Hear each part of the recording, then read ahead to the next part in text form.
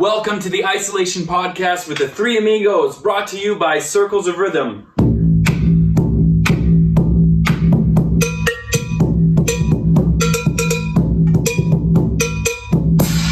Take it away, John. Come on. Thank you, Julien.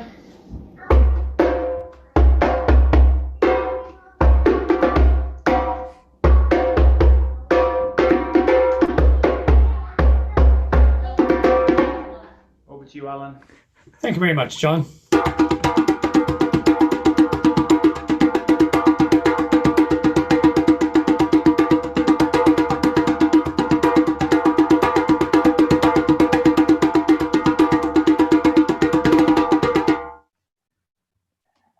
Here we are. Hey, How's it going? good. That was a nice little intro. Pretty good. You know what, John, you had a nice little groove going on there, buddy. It was really nice. I always appreciate when Alan takes it up a notch and just this week he put on a pair of shades. Like, that man is so cool. You know what? I just didn't want to talk about how cool he was. I think he's just looking for attention. Don't feed into it, man. So How is sorry, go ahead. my wife asked me, she said, why are you wearing sunglasses? And I said, because this is take number 28 without sunglasses. And I look like a doofus because my eyes are closed. And I thought that doesn't look good. So now but I can't drum with my eyes open. So I put sunglasses on and now you can't tell that my eyes are closed. Do you drum with your eyes closed? Most of the time. Yeah. Man, I've never noticed that before. Yep. It's is it because there's ugly people in the room? That's why you're just like I'm the only one in the room. so more to my point. I'm just saying. There's no mirrors. He doesn't want to see himself. There's no mirrors. You know, all kidding aside, I actually really enjoy closing my eyes when I play music. I find that it's a nice way to disconnect and just to get lost in the rhythm or get lost in the music. And so I encourage anybody who's tuning in for the first time, welcome to the podcast. My name's Julien. Close your eyes next time you play music. Next time you listen to music, close your eyes. Alan, I just really like your hat. What the heck's up with that? I don't know. I just came in here and I saw it lying in one of my music cases. I thought I'd put it on. It's an old hat. Is it an Australian hat or is it a cowboy hat? No, it's a. Well, I suppose both are the same. Hold on a second. John, say cowboy again. Cowboy. No, say cowboy. Cowboy. I knew it. I knew what you meant. Cowboy. He's like cowboy. Cowboy. Man, it's funny when I go back home to Wales, my mates say to me, Mr. Canadian. Oh my God. And then I'm like, I do not sound Canadian. Oh my God, eh? And I come back to Canada and everyone can't understand me. They're like, slow down. So maybe one podcast, I'll do a podcast with my thick Welsh accent and we'll see if anybody can understand. So what you're saying is right now is not your thick Welsh accent. No, this has got a bit of a Canadian twang to it. It is. It is very Canadian. Oh, thanks, eh? Double. Tim Hortons, eh, buds? Oh, yeah. So where'd your hat come from, Alan? I think it's my dad's hat.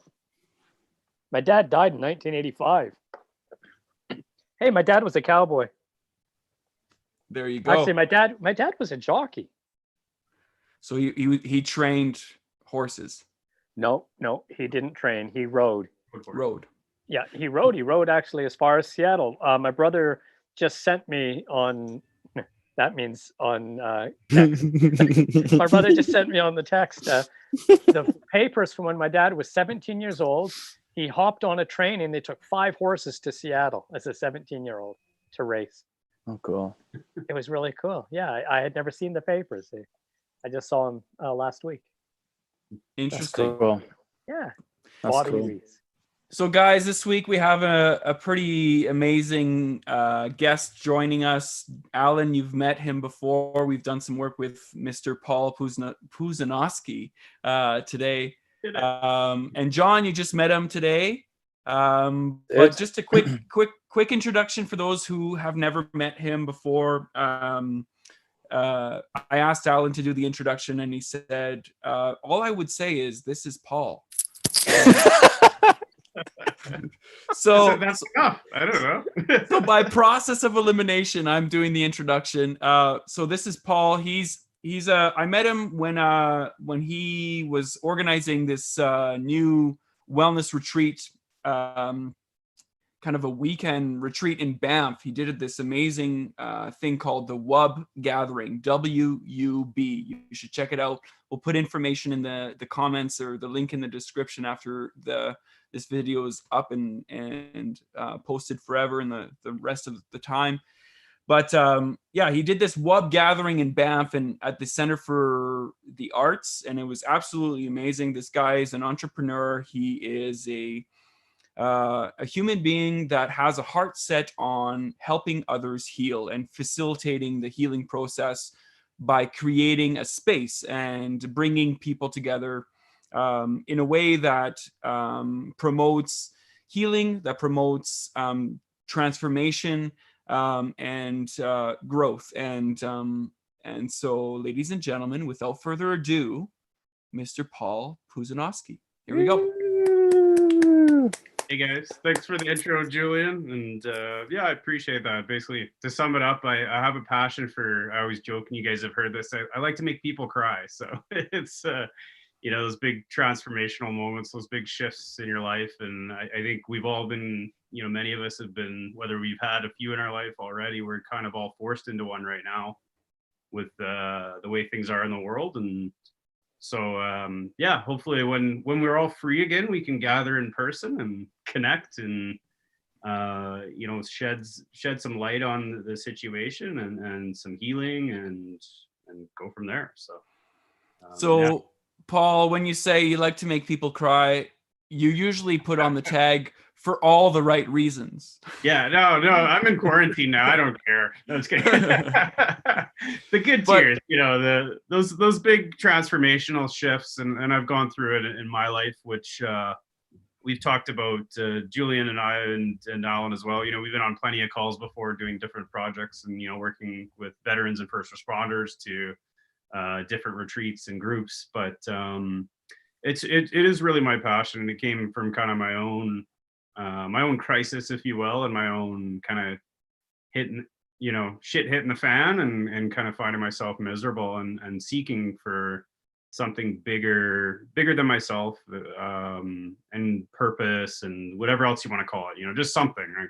You know, and I feel like there's a lot of people feeling that right now. And so it's important to, you know, have these kinds of tools and learn them and, you know, connect. So I'm happy to chat about mental health or drumming or whatever, wherever the hell we're going, where Julien said, you know, just don't prepare much. We're just going to talk like we normally do. So that's the plan. So. That's what it's all about, you know. And Paul, I said, you know, let's just talk a little bit about mental health and mental wellness and helping people change and evolve. And you're like, oh yeah, I got all that shit. I can talk about that shit all day.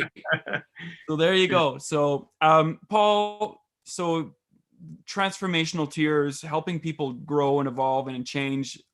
Maybe we'll dip into your own personal growth story, but tell me a little bit about, or tell not just me, but tell the rest of the people tuning in a little bit about what you've been up to these last few days. Oh, last few days. Okay. Yeah, the last few days have been interesting. So like everybody, it's been kind of a roller coaster ride of emotions, up and down, and, you know, you name it.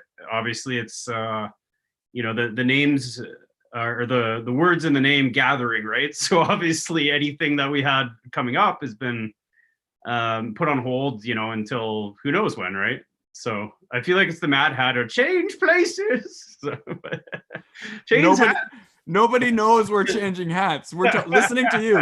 Don't watch what we're doing. Oh, I don't know. I don't know if people can see you changing hats just to mess with me, right? See how focused I am. But Yeah, so like anybody, you know, I have 5 kids, so that's interesting to all of a sudden they're off school and they're going through a lot of grief, like a lot of people. So there's a lot of loss involved with kind of a loss of freedom, if you will, and identity. And so was going through a lot of that myself, and then also, you know, slippery slopes down the rabbit hole of, you know, conspiracy theories and you name it, of everything, like just a lot of really negative energy. And so we've talked before about kind of your diet, right? So what are you taking in? So, and that's not just what you're eating, but also what you're watching and what you're consuming. And so I was making myself miserable going down the rabbit hole. So I made a choice where so I do week on, week off with my kids, and ended up, because I was a little sick, didn't take any chances, so I ended up with some extra time this week. So I was able to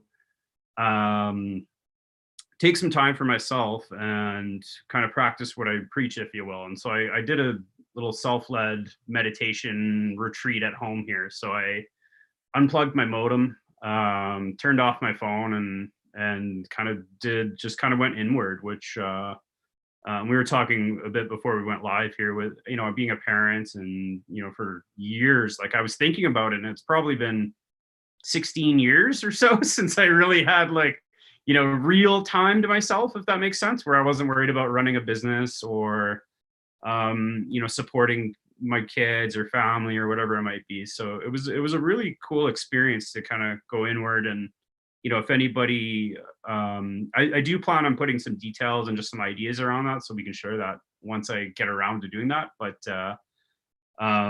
yeah, just little things, you know, important to tell your family what you're doing too.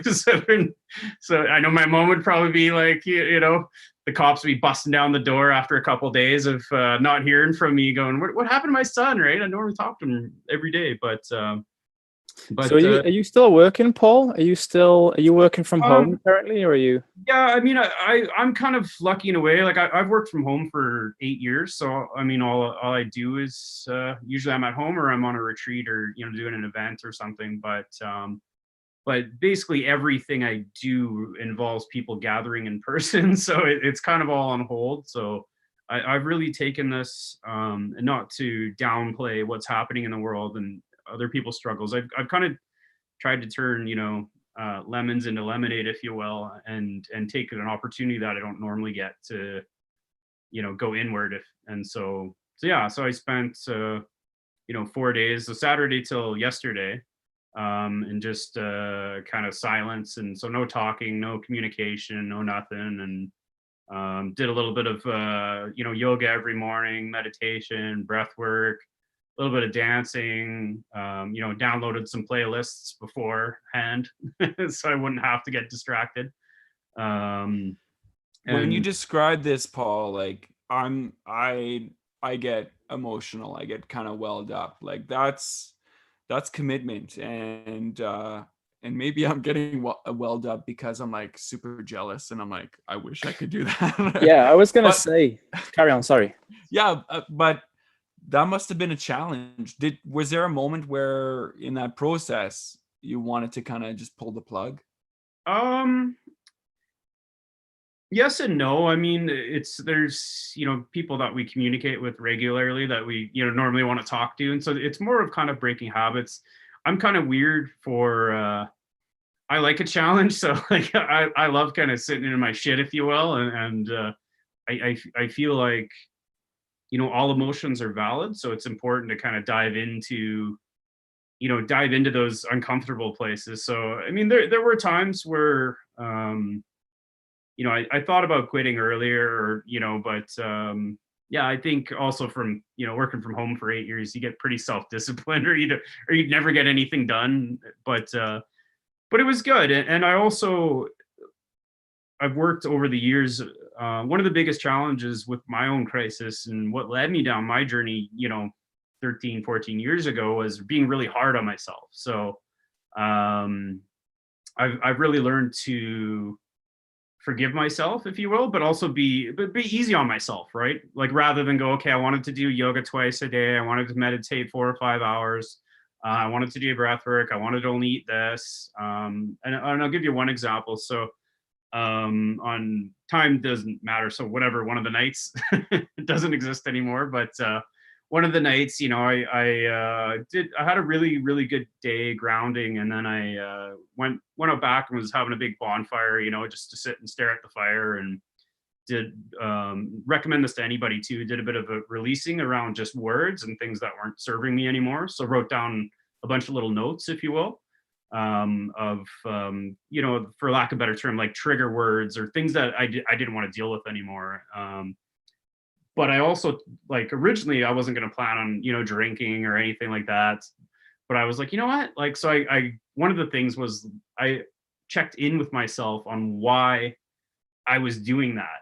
And it was is that because after the retreat I can have my ego and say like, but I didn't drink, and you know, it's kind of this like high and mighty bullshit, if you will, right? Where so anyhow, long story short, I was like, oh, you know what? I want to have an old fashioned. I was craving an old fashioned. I wanted to sit around the fire and have a drink, which to me is like, that's my happy place, you know, and for a lot of people it is. And everything's in balance, right? You know, like I didn't sit there and chug back, you know, a 2.6 of bourbon, right? But like, you know, I had a couple old fashions and it was great. And, you know, before I did that, you know, I made sure I did my kind of grounding and letting go of the things that weren't serving me, and that check-in too of what's my relationship with having a drink, if that makes sense. So yeah, I don't know where I'm going with that, but that was probably one of the challenges, but it was really acknowledging challenges and validating emotions, right? And which I think a lot of parents are going through right now. Like, I hear you. I think like I'll come out and say it. I've bought a couple of bottles of rum since we've been in lockdown, and it's just you know, there's nothing wrong with that, but just, you know, being okay with it. But there's a lot of parents out there currently that, and coming back to like the time and taking time for yourself. I'm still working during the day. My wife is at home. My wife is holding down the fort. She's like queen bee at the moment, and I take my hat off to her. And when I come home, I'm still kind of in work mode, and I need to transition. And I don't know, Julien, you can probably, and Paul, you can probably relate to this too. With young kids, you walk through the door and the kids are like, "Daddy, play with me." I can relate to that too, John. Yeah, I'm not that old. You still remember your children, eh? Yeah. I'm talking like, relate to that. I'm talking like young kids. But yes, Alan, you probably experienced it too. Now, I didn't refer to you because your kids are older, but I'm teasing. But yeah, I know you're teasing me. I just want to know though. Yeah. The couple bottles of rum, you didn't buy it for you. You bought it for your wife. No, it was for me and my wife. Oh, me and my wife. Oh yeah. Sure, John. So let's get back to point here, fellas. This podcast has taken a turn for the intervention. Yeah, that's community. okay. So there's a lot of parents out there that like they struggle to find time to take that break for themselves, and almost kind of when the kids have gone to bed and you have that hour. For me and my wife, and I'm sure many other parents out there, it's almost kind of that feeling of I can't take time for myself because this needs to be done or the washing needs to be done. And so what would you say to parents right now in this moment in time? How would you encourage them to take some time for themselves and to do some self-healing? And I mean, you've given us some excellent examples so far, but how would you, if you had a few parents in front of you now that really couldn't flip the switch, like how would you encourage them to take time for themselves and without feeling guilty, I suppose? Rum and Coke. That's a tough one. So first I'm going to start by saying I don't know shit. I always said if I had my own podcast, it would be the I don't know shit podcast. So here's just my experience, and a man who knows something knows he knows nothing at all. So to anybody listening, take it or leave it. Things that have worked for me in the past, when I was married, obviously, having 5 kids, there is no break. I worked, I was the breadwinner. And so I can totally relate to the coming home, here's the kids, and, not really having that break. But, one of the, and it's going to sound so simple, but one of the goofiest things that I ever realized at one point was just taking turns getting up with the kids too, if that which is it's such a simple thing, but like, just okay, like on this day you're going to get up, but also being flexible with that, and obviously open communication back and forth. And it depends, like every relationship's totally unique, and lifestyle, and you name it, right? So I mean, I don't really have a good answer for that. All I can tell you is that it needs to be a priority, and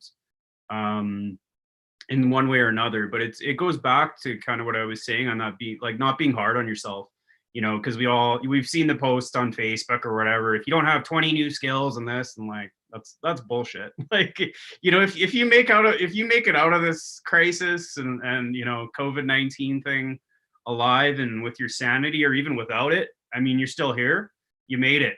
Like, so I think it's really focusing the lens on the right thing, right? So focusing on the positive things, which is, it's a little cliche, but it's like, okay, we got through today, kids got their homework done, nobody died, we didn't kill each other, and even if that happens, understanding that that's normal. And with Allen and Julien, we've done a few retreats around trauma, and one of the sayings in trauma with PTSD is trauma is having a normal reaction to an abnormal situation. So I mean, reacting the way that a lot of people are right now, everybody has their own coping mechanisms. It's really, there's no right or wrong way to do this. So it's I would just, my opinion is, communication and making it a priority, or even maybe it's getting up half an hour early and just doing a quick little breathing exercise, or and it's always easier said than done. Like, I won't lie, like anybody, I have ambitions, I'm gonna do yoga every morning and do whatever else, but there's some tools that we can share too, if I remember. Like I used to do something simple like a pranayama exercise, which was an app, that I had, and it was 10-15 minutes, and it was just a breathing thing, and that would really ground me and bring me into myself. And it goes to the whole kind of, the putting your own mask on first, right? Which I know is cliche and we've all heard it before, but it's so true. And I was actually reading a book called, like, not plugging this, I didn't write this, I get no money from this, but When Children Grieve. So right now our kids are all going through, we all are, right? The kids as well, going through this process of grief. So they're grieving not seeing their friends. And kids love structure. They love structure and they love routine. And I mean, there's a million studies out there that back this up. And there's, smarter people on this chat than me that know about this, kind of more on the academic side of things. But so I think it's just important that, no matter what's going on, take the time, but be kind to yourself, right? And one another, which is, really all you can do is. Yeah, I really think that's a key, that those words, that be kind to yourself and take the time for yourself. Because I think that, and you just said then, it's easier said than done. For the last 2 weeks, I've been saying that I'm going to get up 45 minutes earlier and do some yoga and do some running. But it's so funny how when you get out of a routine, and not just you, but your whole family, everything is just completely thrown off. And we've never really been in this scenario before. And this is alien to us as humans. You're right. We like to be, have structure, and everybody's different, but taking the time, I mean, I'm just looking at Allen here, and I think that maybe one of Allen's coping strategies is trying on all of his wonderful hats during the day. Hey? No, actually, well, maybe. Yeah. Yeah. What are you doing, Al? You're out of isolation now, hey? No, I'm still at home. You're still at home? Yeah, I'm staying in isolation. Yeah. No, I was listening to Paul. I was thinking, I like this, it's nice because I get up, 7:30, 7:00, maybe put the coffee on for my wife, maybe not, but then I can go back to bed. She goes to work. And I've worked for 28 years at Alberta Health Services, and I went one 18-month stretch. I went without taking a single day off other than Saturday and Sunday. I went 18 months without taking any holidays. And now it's nice at this age. I'm 60, so my kids are grown up.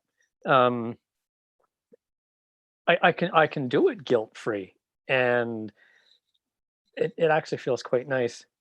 But two questions for Paul. One question, Paul, you mentioned something at the beginning of the at this discussion, and it's insignificant to everybody else. But what's an old fashioned? An old fashioned? It's a drink. A little bit of bourbon, some simple syrup. I smoke it with cedar, so I get a nice smoky flavor on it, and a little bit of bitters in there. It's just good. Yeah, nice little cocktail. Can you put that on meat as well, like on the barbecue? You just marinate it with something. You could, but that's alcohol abuse. It's yeah, you don't want to give two bottle Johnny any. Yeah, good bourbon's not cheap. You don't. I mean, you can cook with the cheap stuff. You don't put the good bourbon on the barbecue. Okay, so I said I had another question. My other question was, and I don't think it's gonna resonate with, maybe a bit with Julien, because I sent him some copies of this or some videos, but Jon doesn't know about it. But I want to hear from you, because I haven't had a chance to talk to you. What was Heilung like? Oh, Heilung was awesome. And do you want to explain to anybody who Heilung is? Maybe we'll put a link to the video in there. I think we need to talk about Heilung for sure. Like, people need to know about this wild thing. It's pretty incredible. And I ask it quite seriously, because Heilung is the type of band. I mean, Heilung means healing in German, and Paul and I happened to be talking about this band months ago. Well, I guess it was last fall. Yeah, it's been a while now. I guess it was in about the fall. A year almost, I think. Yeah. And Paul said he was going to go see them in concert in Montreal or somewhere down east. Yeah. And you flew down to see them. But it's a type of music that can be at the same time very hypnotic and mesmerizing, and at the same time, well, as my daughter says, it makes her want to throw salt in her eyes. And so I just wondered what that experience was like for you, because it's so different. It was a really cool experience. So I mean, and again, it kind of goes back to that self-care, where I struggled for years and years and years doing anything for myself, so I'm going to go back there really quick and why I do these things, and go, you know what, I can't really afford this, but I got some points and a cheap place to stay, so I'm going to go, right? And so I mean, it was a really cool experience where again, like, and telling people I'm going, I got the reactions like, oh, like, are you gonna like sacrifice a goat next or whatever? Because they're very pagan looking, like they really look like almost satanic, for lack of a better term, to certain people who don't understand what Heilung's about, right? And like you said, it's in the name, healing. And so it was a really cool experience. It was the trip itself, I think I had 4 or 5 days before that where I was trying to ground, but I was really out of sorts and was, just a weird space. And then we were also in a place that was like above a nightclub where it was like till like 4 a.m. every night. So it got a little tired and grumpy, where I was getting ready to, figure out how to fry the circuits in the building. But anyhow, yeah, so I had been struggling to, kind of ground myself and get into the right headspace for it. But kind of once we got in there, into the concert, it was just really cool. And because again, it's not like your typical, drive in your car and listen to Heilung, right? Like it's really an experience, and everything they do and is very mindful and very thoughtful, down to the instruments they use, or ancient, you guys know drums way better than me, but do you guys want to have a quick little snippet? They might turn us down, but let's do it anyways. I really want to see this. Hang on. I'll share my screen, share with sound. Here we go. You ready? Here we go. Oh, is it gonna work? Oh, YouTube won't let you. Those jerks. Well, I had a question. So where I was going with this question, for you to go see Heilung, for me actually to see Heilung, or people I know, would be really stepping outside of the norm for them. It's It's not the type of music that a lot of people I know listen to. So do you think that like this isolation and this COVID-19 and everything that we've been dealing with, has that encouraged you to kind of step even further outside of the norm for yourself? And would you encourage people to take risks? And if you've never played an instrument, learn an instrument. If you've never listened to this type of music, grab it and try it. Oh, there it is.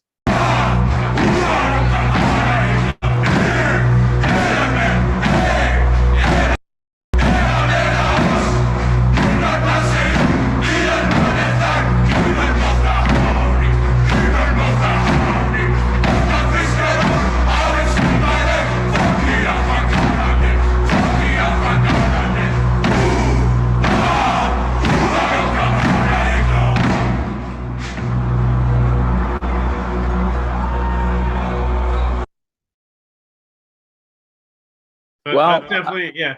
That's I'm more gonna say like the that's acting side of it. But that's just like a normal night out in a bar in Wales. In the hometown.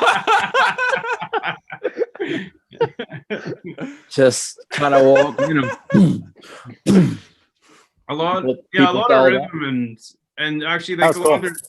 their shows are more of a performance. So so I think that one that was, I can't remember, I'll pronounce it horribly wrong, so I'm not even going to try, but that show is more of about when you read into it and you understand some of the lyrics, which I've Googled this obviously, but it talks more about like a journey of kind of having these peaceful tribes and communities that were forced into war, and then kind of going through this and having sacrifice, and then so it's almost like it's a whole performance and a story, and you kind of understand it where they go into war, and and one of the things lyrics they say in English is like, you don't understand anything but the language of the sword, kind of thing, right? Where and that's kind of society in a way too, where going back to kind of your question, Alan, too, with getting outside of comfort zones, and I mean, we really have an opportunity, or many of us do right now, to step outside of society, or what the hell is normal, you know what I mean? Like I always joke, I don't trust people that aren't weird because they haven't figured out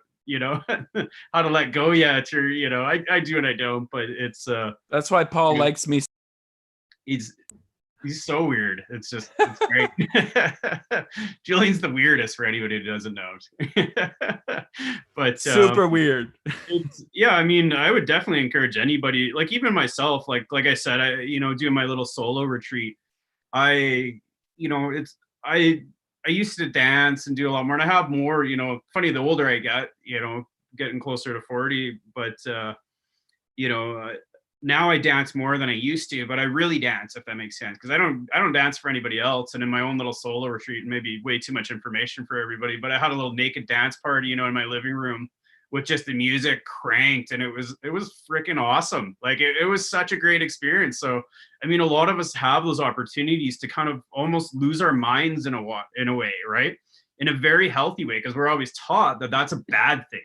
Like, if you do this, you're weird, and we're so worried about what people think. But like, guess what? Everybody is at home going batshit crazy right now, and who knows what they're doing, and that's their own thing. So I mean, I think it's really important and a really great opportunity, like you said, to find a drum. I grabbed my drum too, and was banging the drum, and that's what kind of led to the dancing, and there's a lot of opportunity to do a lot of self-exploration into oneself, right? And again, it's harder if you're stuck at home with kids and everything, but bring them into it. I mean, like I have living room dance parties with my kids, and so that's, I guess, going back to your question earlier, John, about how do you let off that steam and everything. Well, get the kids in there. Like there's nothing more ridiculous than or fun, I should say, not ridiculous, but fun and kind of freeing to just dance like an idiot, like I just had a dance party on the trampoline outside just today before this podcast. It's finally double digits in Calgary. It's beautiful,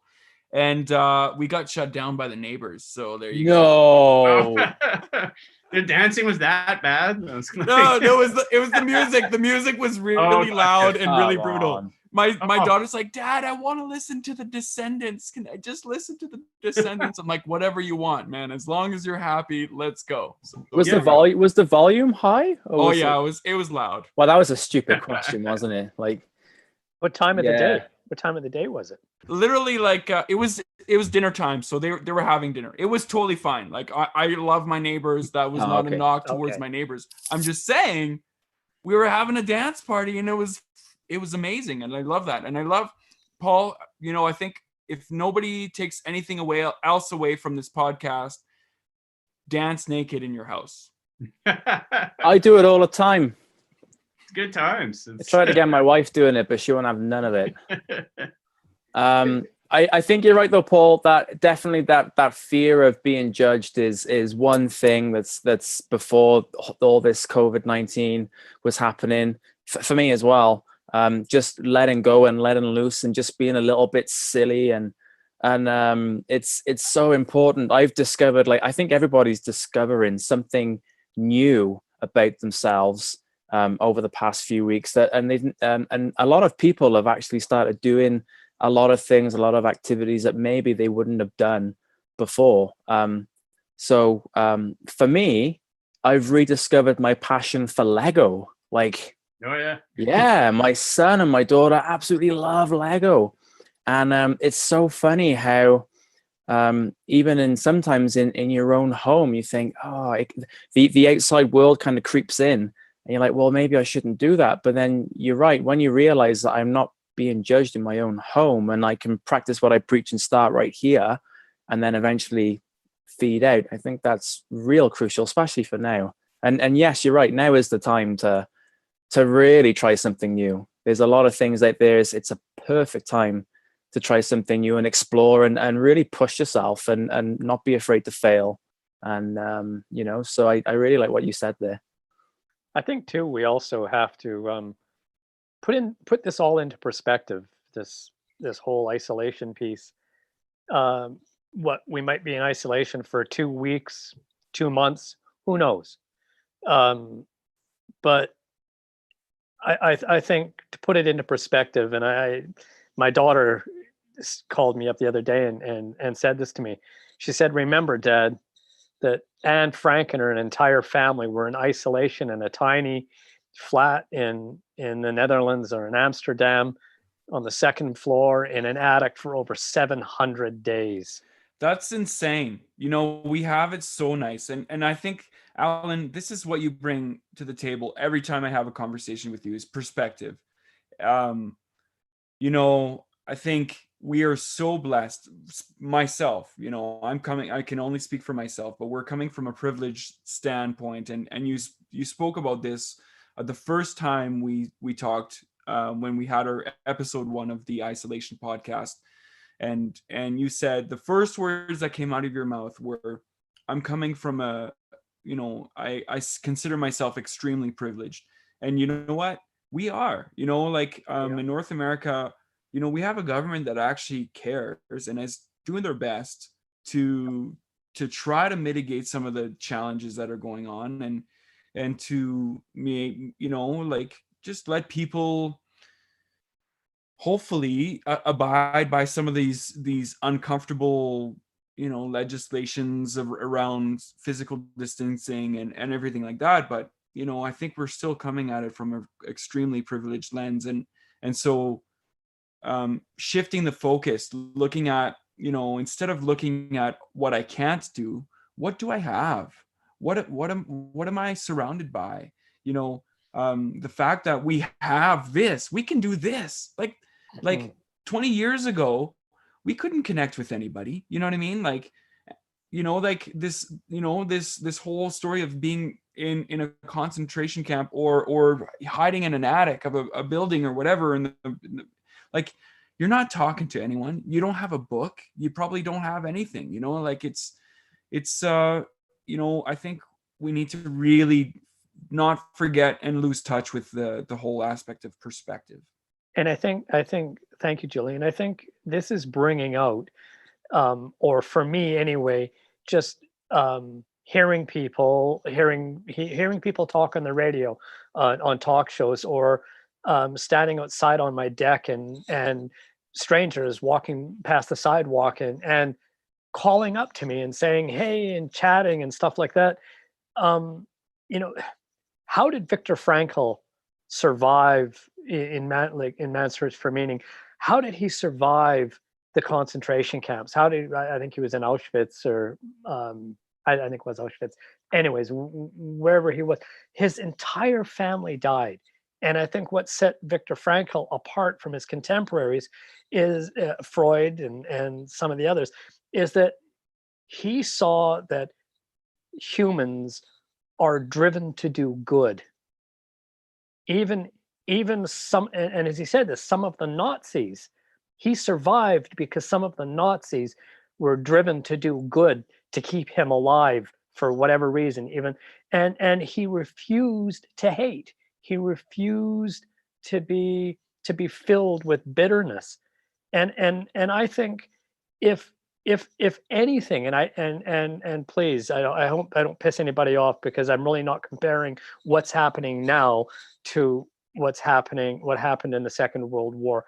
Not at all. There's absolutely zero comparison there. I mean, that was absolutely horrific, horrendous, one of the worst atrocities against an attempted genocide against a people. But I think maybe that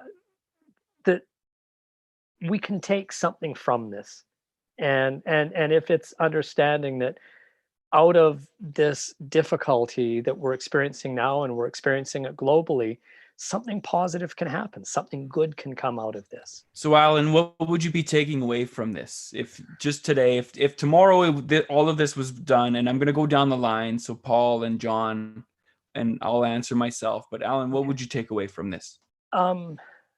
Slow down. Take time for people around you. Hug people, because the coronavirus is gone now. We're not social distancing. Learn to hug if you've never been a hugger. Learn to say I love you. Learn to express those deeper feelings. Step outside of your comfort zone to help somebody, not because it's going to make you feel good for having been altruistic, but you do good for others because it's good for them. Because when we do good for others, sure, it makes us feel better, but that shouldn't be the motivation. The motivation to do good is because there are people suffering in the world that need our help, that need assistance, locally, globally, anywhere.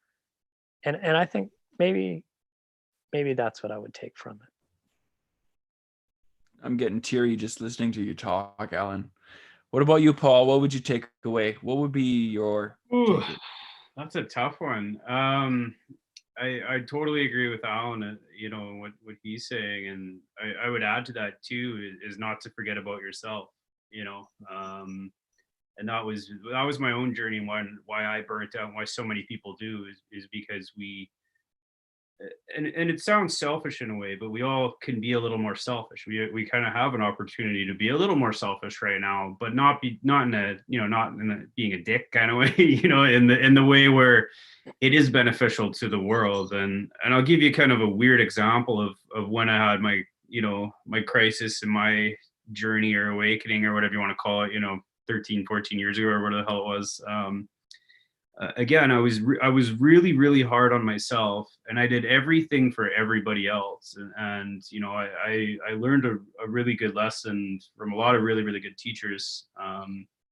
And some of them were kind of just around, again, putting your own mask on first, but remembering that that's okay. Like, that's okay to take care of yourself, because you need to take care of yourself to be whole for others. And then something as simple as, I realized my entire life, and maybe a lot of people, can relate to this, my entire life, and we didn't really dive into my whole story, but I found myself in, borderline suicidal place, just like, sorry for swearing if the F word's not allowed, but like, this fucking sucks and it needs to change. I'm either going to kill myself or not, or going somewhere, and it needed to change. And one of the biggest things I learned was that self-care, and then putting myself first, and something as simple as doing everything for me first. I do love and I help people, and I love everybody I can for me first, because it feels, if I'm not full, I can't help anybody. And so when I'm full and I do that because it makes me feel good, it fills me up, I have so much more to give, if that makes sense. And just kind of a simple context that it was given to me at the time, and I've taken my own journey with it, but something as simple as cleaning the house, or doing something for your wife or your partner or whatever it might be. I'm going to vacuum the house because I want my wife to be happy. And it's like, well, no, like that's secondary to, I'm going to vacuum the house because I like living in a clean house and I feel good about doing something for others. And so, yeah, that's kind of what popped into my head when Alan was talking about that. And it's important to learn how to be there for others, but also be there for yourself. So and that's, again, like everything else, it's a lot easier said than done. It's something that is always up and down, but it's important to that changed my life. Doing everything for myself first in a loving way, so that I was full here, and then everything else trickled down. I just had, my fountain was always flowing, and I could, when you're not taking from the top and always giving to everybody else, you have nothing to give eventually, and you run out, right? And so when you're always filling yourself up, you have something to do. So full disclosure, Paul's given me this advice many times. He's like, Julien, you gotta make sure that you fill yourself up so that you can continue to give to other people. And I think that's really, I think that rings a lot of truth for many people right now. Jon, what would you take away? Oh my gosh. I think you guys have said some, I echo kind of what you guys have said already. For me, it's, I really miss the power of human touch. I really miss being able to, my mum has a habit of popping around for a cuppa, as they say, a cup of tea, once a week. And it's, 15, 20 minutes, but I really miss the power of a hug. It was my son's birthday this weekend, his 4th birthday. And so my family did drive-bys, and it was, my son was really happy, but selfishly, I was really bummed out that I couldn't, greet them and give them a hug. And so I think with that and just being appreciative of the smaller things, just being appreciative of, of getting excited about walking through the door and the kids running up to you and welcoming you home. And, that at the moment that makes my day. I came home today and, although I met with, Daddy, play with me, Lego, fight, like I really enjoy being welcomed home by my wife and kids. And I really appreciate that at the moment. So just the little small things that I would have taken for granted before, I suppose. And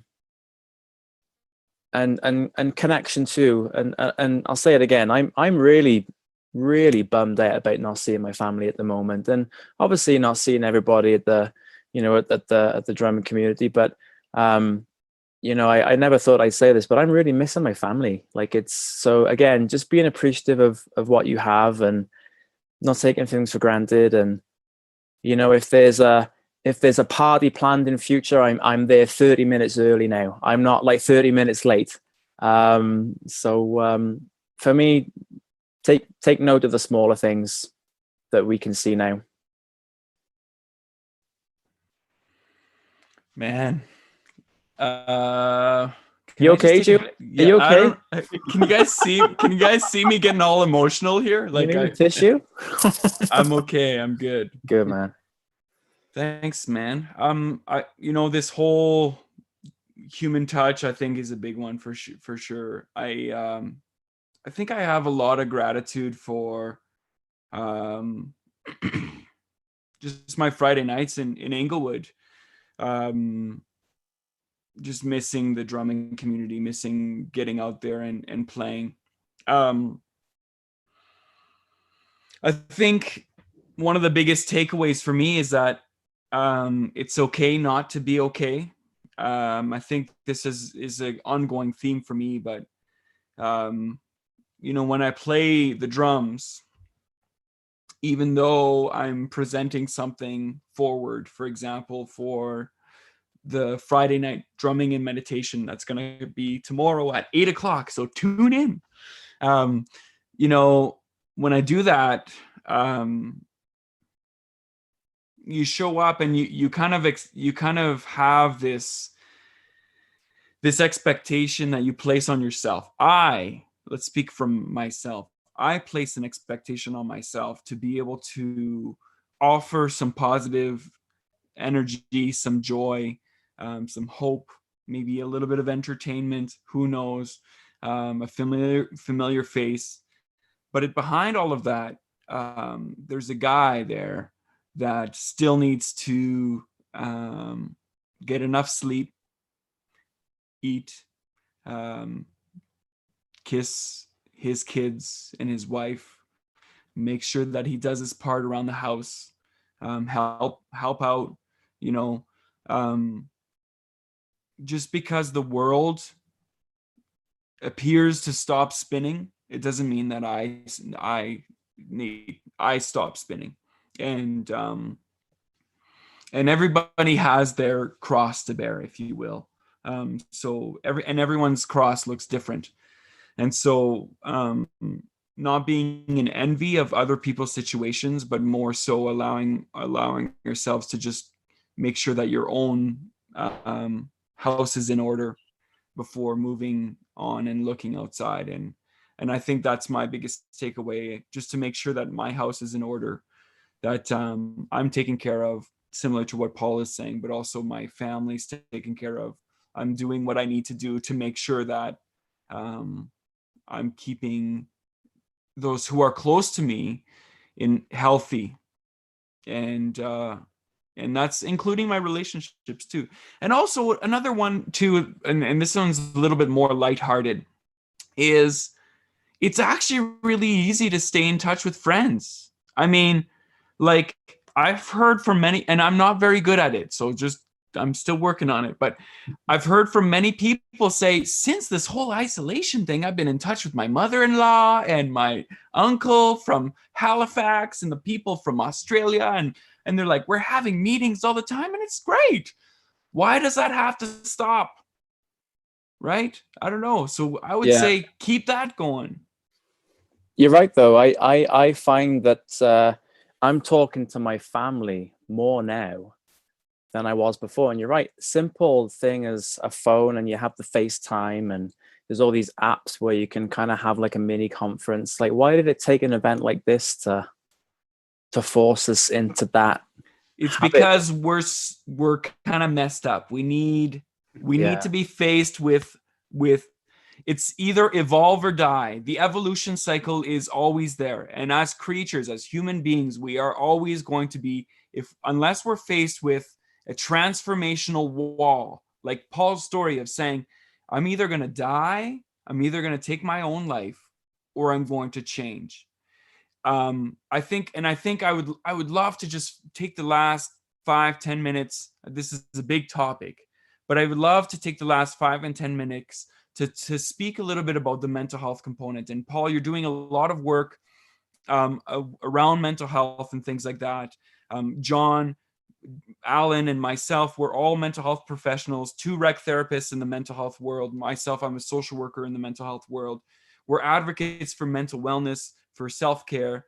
You shared a little bit about your story, but you know, I guess, I don't know, like, how do you envision, not necessarily around this whole COVID-19 thing, but, you know, how do you envision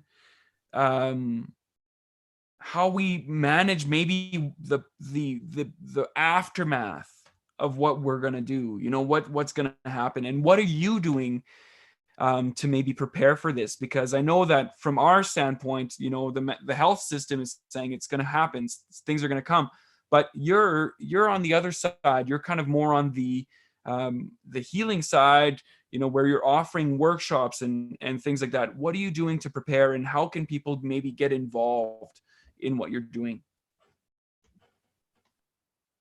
Okay. Oh, that's a tough one, Julian. It There's a lot. it doesn't need to be specific. Just maybe tell us more a little bit about kind of your ideas. Before I go there, what popped in my head when you were talking, and I appreciate your vulnerability, you know, that if I'm reading between the lines there a little too, you know, is again, going back to being easy on yourself, right? Because that in my experience personally has brought me down that spiral of, oh, I'm depressed. Oh, what a loser.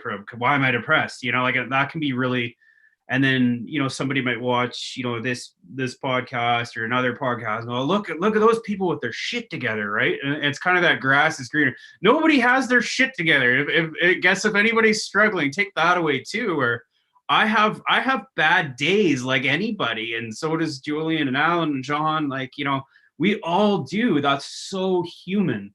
Anybody who doesn't, like, please tell me the secret, you know. And so that's the thing, where the work is never done. And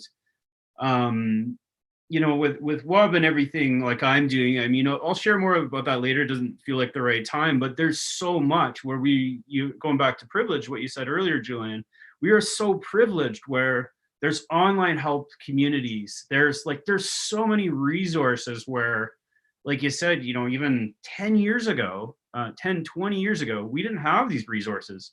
Now, almost every yoga studio and every yoga teacher is offering free yoga.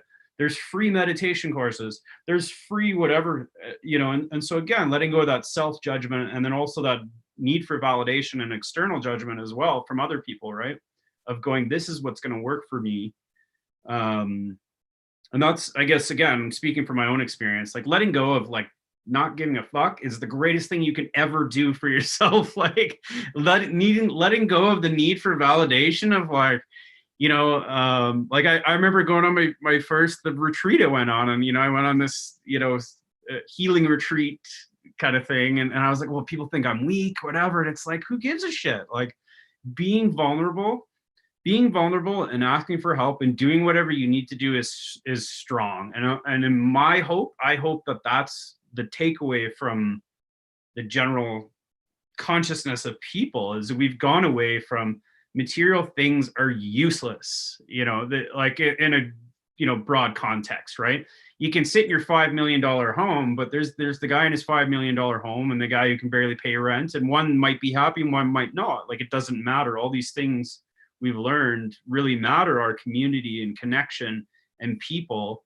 And again, we put on these masks and we go out in the world and look at me in the world of society doing my job. And, you know, like everybody's had a chance to go, holy shit, that wasn't working for me. And like, I would just encourage people to know that you're not alone. Like, we're all doing that. Like everybody, if not, and I don't want to speak for everybody, I can't do that, but most people are sitting at home going like, fuck what I was doing. Screw my 9 to 5. Like, you know, like this, why was I doing this? Like, for who, you know, why, you know? And so, yeah, I agree with you. I'm in the same boat as you, Paul. Like we can access that now, right now on at our fingertips. Social media, like it drives. One thing I've learned over the past few weeks, that people's need for validation, it drives me insane. It's one of my triggers. Like, and I think, I mean, there's times where you give someone praise and you validate, and, you know, as healthcare professionals, we do that every single day, right? But I think one thing that a lot of people are learning right now is that being isolated and being at home, I think we've identified our stresses. I think we've managed to identify them. So a lot of that now for a lot of people was work. A lot of people now are working from home. So they've identified that it's not just work, there's other stresses out there, but people are already practicing how to deal with those stresses right now. My only thing is, I think when things go back to normal, and they'll go back to normal, I think a lot of people are going to be at that crossroads. And we've said this in the past few weeks with our podcasts as well, is that you're either going to go left or you're going to go right. Do you go left and go back to the way things were before, and you carry on, you know, with those stresses, those everyday stresses that you've already identified? You go back, or do you stay on this path where you have that attitude and, you know, excuse my French, fuck what people think, I don't need validation. Like I create my own validation. Like I do things for me. Do you continue down that path? And I think for me, not just as a health professional, but as a person, a father, a husband, son, brother, like I think that's where I'm going to struggle. Is I'm going to get to that fork in the road and go, do I continue doing what I'm doing now to try and help myself, or do I just go back to the way things were because it was comfortable? But I know it's going to stress the hell out of me. So I don't know. You guys are health professionals. What do you think? I was just sitting here thinking, I think one of our biggest roadblocks is this need to be important to somebody. And I think once we divest ourselves of this belief that we are important, that we need to be important in some capacity to anybody other than those closest to us, our families, we remove, I think, this heavy burden to have to perform according to somebody else's standard.